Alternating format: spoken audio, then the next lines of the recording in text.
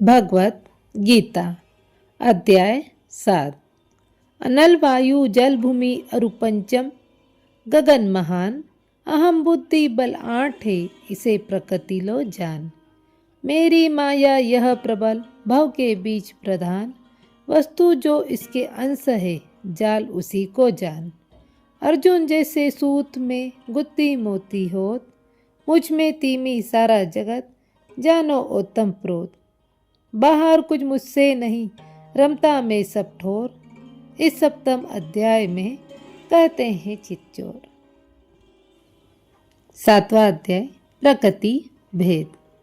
श्री कृष्ण बोले, हे पार्थ, तुम मुझ में मन लगाकर मेरे परायण हुए योग का अभ्यास करते हुए जिस प्रकार समस्त विभूति बल ऐश्वर्य आदि गुणों से पूर्ण सबका आत्मा रूप मुझको जान सकोगे वह सुनो सुनाता हूँ।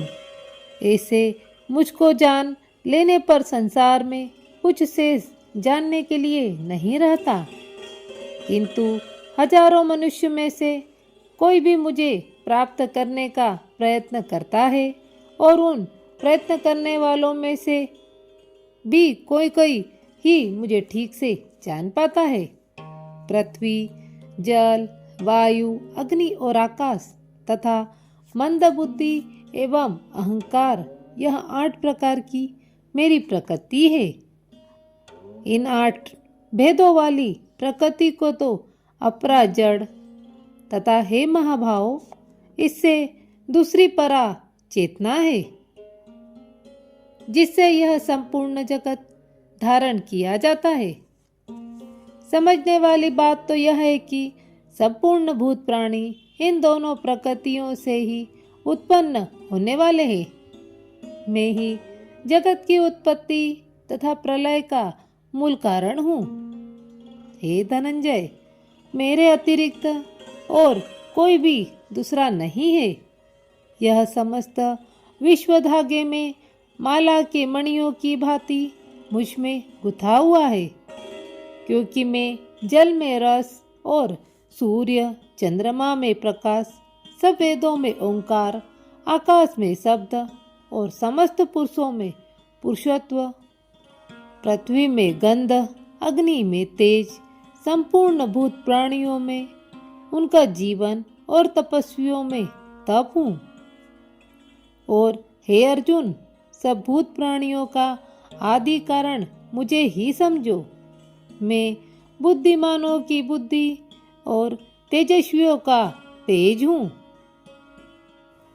हे भरत श्रेष्ठ, मैं बलवानों की शक्ति तथा सामर्थ्य हूँ और भूतों में धर्म के अनुकूल काम हूँ। जितने सात्विक राजस तथा तामस पदार्थ हैं इन सबको मुझसे ही उत्पन्न समझो, किंतु मैं उनमें नहीं वरन वे मुझ में हैं।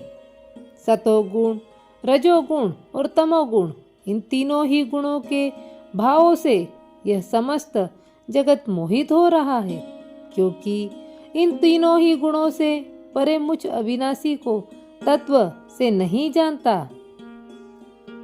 कारण उसमें यह है कि यह अति विचित्र त्रिगुणात्मक मेरी माया बड़ी दुरस्त है, किंतु जो मनुष्य निरंतर मेरा भजन करते हैं वे इस माया को पार कर लेते हैं। इतना सरल उपाय होने पर भी आसुरी स्वभाव को धारण किए हुए मनुष्यों में नीच और बुरे कर्म करने वाले मूर्ख तो मुझे ही नहीं भजते। और हे भरत श्रेष्ठ, उत्तम कर्म करने वाले अर्थार्थी, आर्त, जिज्ञासु तथा ज्ञानी ऐसे 4 प्रकार के भक्त मेरा भजन करते हैं। उसमें सदा मुझ में अन्य भाव से स्थायी भक्ति रखने वाला ज्ञानी भक्त ही उत्तम है। उसे मैं सदैव प्रिय हूँ और वह मुझे प्रिय है।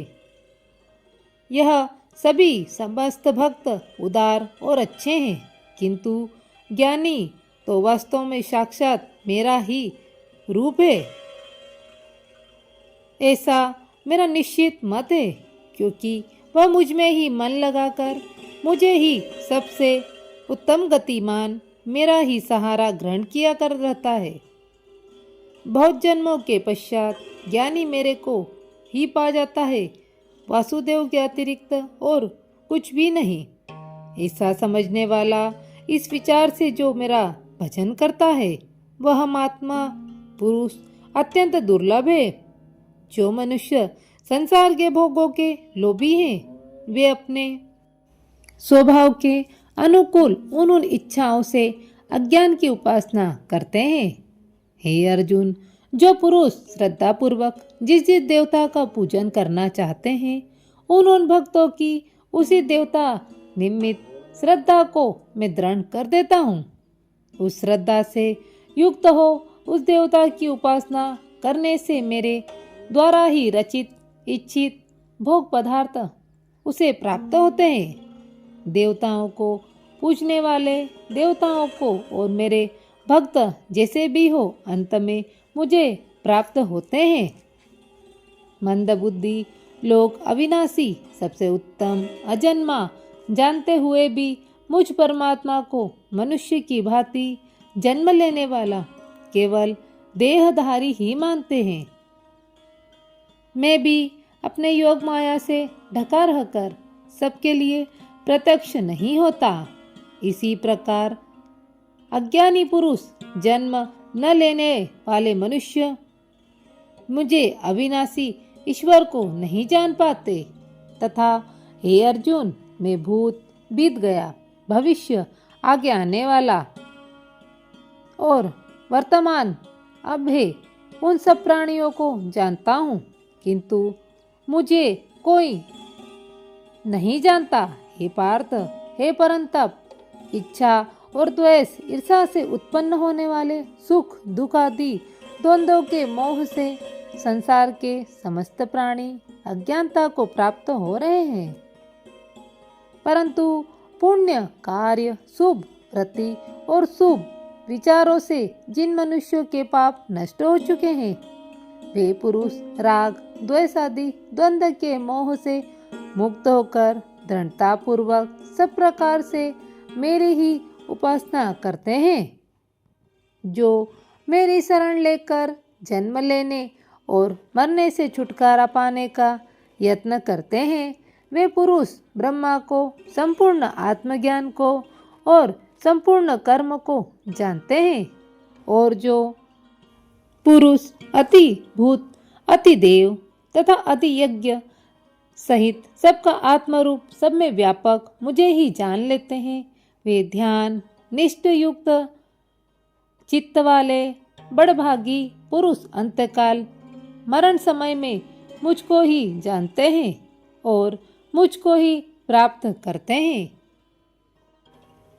अथ 7वें अध्याय का महत्व।